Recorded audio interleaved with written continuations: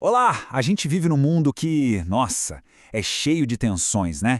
E aí fica a pergunta: como a gente navega por essa pressão toda, seja na vida ou principalmente na liderança?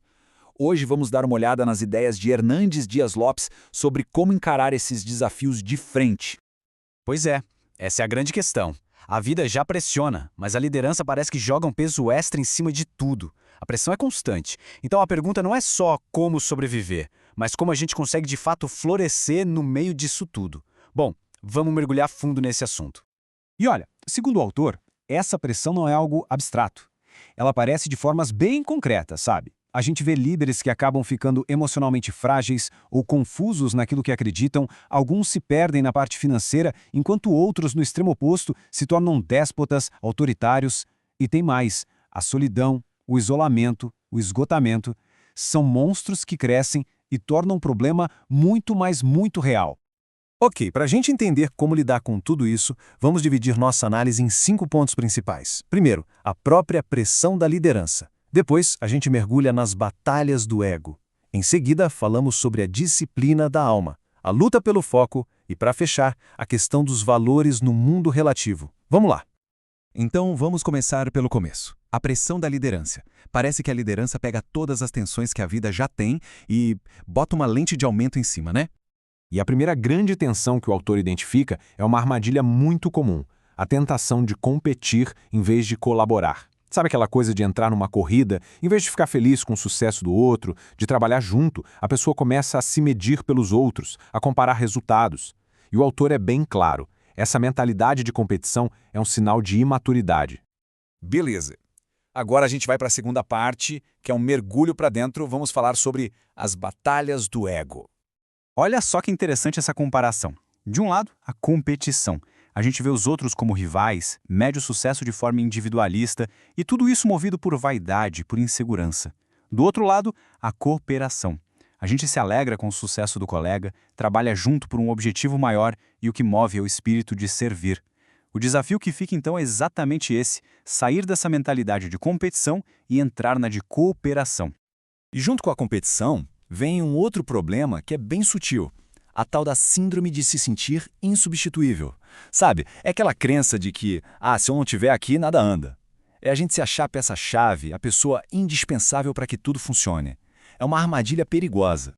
O autor usa a história do apóstolo Paulo para ilustrar isso de uma forma muito forte. Pensa bem, Paulo chega em Jerusalém com um currículo impecável, pronto para assumir a liderança. Mas ele é rejeitado. E aí, quando Deus fala para ele, vai embora daqui, Paulo ainda discute, ele argumenta, porque ele se sentia insubstituível. E o resultado é impressionante. Ele é praticamente obrigado a sair, e o texto bíblico mostra que, a partir do momento em que ele sai, a igreja finalmente encontra paz e começa a crescer. Que lição, hein? E aí vem a frase que resume tudo, dita de forma muito direta: só Deus é insubstituível. Deus sepulta os seus obreiros e a sua obra continua. É forte, né? A obra nunca depende de uma pessoa só. É um privilégio participar, mas ela vai continuar muito depois que a gente não estiver mais aqui. Isso tudo nos leva direto para o nosso terceiro ponto. Vamos falar agora sobre a disciplina da alma. Aqui o perigo é um velho conhecido: se acostumar com o sagrado. Sabe quando a gente lida com algo tão incrível todos os dias que aquilo começa a perder o brilho, a reverência? É esse o risco. O autor lembra da história dos filhos de Eli, que cresceram dentro do templo, mas acabaram tratando tudo que era sagrado com desprezo. E isso foi a ruína deles. E tem um segundo perigo aqui que é fundamental: a gente se esquecer de cuidar da própria vida enquanto cuida dos outros. É aquela tendência de se doar tanto, que a gente se negligencia. A lógica apresentada é simples e direta. É impossível cuidar bem de um rebanho se a própria vida do pastor está em desordem.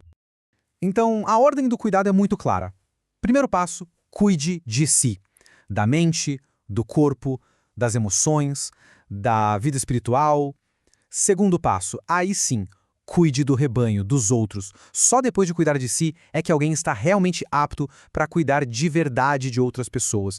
A vida pessoal do líder é a vida da sua liderança. Não tem como separar. Bom, e isso nos joga direto no nosso quarto grande desafio, que, nossa, é a cara dos dias de hoje, né? A luta pelo foco, no meio de um oceano de distrações. Para falar sobre isso, o autor volta lá na igreja primitiva. Olha que interessante. A igreja começou a crescer muito, e com o crescimento vieram os problemas. Um deles era a distribuição de comida para as viúvas. E quem acabou absorvendo essa tarefa? Os apóstolos. De repente, os principais líderes estavam super ocupados com tarefas administrativas, e isso estava tirando eles do foco principal da missão. Mas a solução que eles encontraram foi genial. Primeiro, eles reconheceram a importância do problema, não ignoraram. Mas eles se recusaram a se distrair. O que eles fizeram? Delegaram. Escolheram pessoas qualificadas para cuidar daquela tarefa e, com isso, puderam voltar para o foco principal deles, que era a oração e o ministério da palavra. Ou seja, eles corrigiram a rota. E essa história ilustra perfeitamente a tensão que a gente vive todo dia. A briga entre o que é urgente e o que é importante. O urgente é aquilo que grita, que exige atenção imediata. É o telefone tocando, a notificação que apita. Já o importante? O importante não grita. Ele precisa de foco intencional, de disciplina. É algo que se alinha com nossos valores de verdade.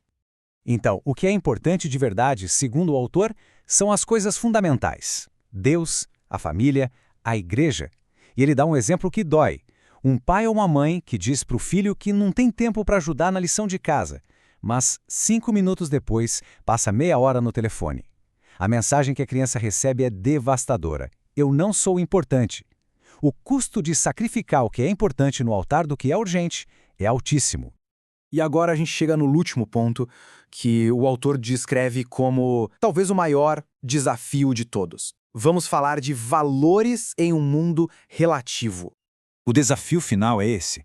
Como viver com base em valores absolutos inegociáveis, numa sociedade que diz que tudo é relativo? A pressão é enorme para a gente se conformar, sabe? Para fazer concessões aqui e ali, para diluir os princípios numa cultura do vale tudo.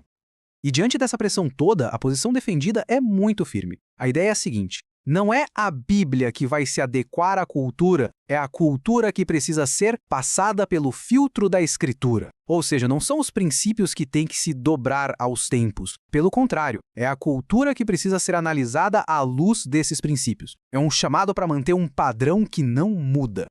No fim das contas, o caminho para superar a pressão não é fugir dela, é ter uma base sólida. É viver uma espécie de contracultura, sendo, como diz o texto, sal da terra e luz do mundo. É justamente na firmeza das convicções que a gente encontra força para não ser engolido pelo caos. E isso tudo nos deixa com uma pergunta para refletir, né?